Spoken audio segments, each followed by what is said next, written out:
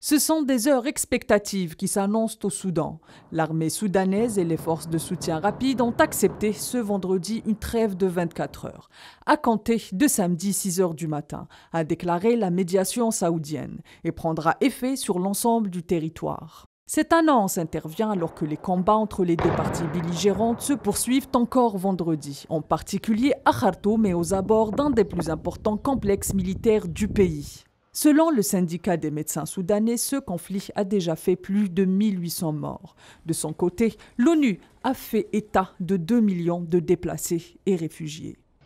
Cette éventuelle journée de trêve se veut avant tout humanitaire, puisque les deux parties se sont engagées à un cessez-le-feu durant sa durée, et ainsi permettre l'arrivée de l'aide humanitaire dans tout le Soudan. Même si les observateurs ont accueilli positivement cette énième annonce, ils estiment que 24 heures ne sont pas suffisantes en vue de la gravité de la crise humanitaire que traverse le Soudan depuis le début des affrontements le 15 avril dernier.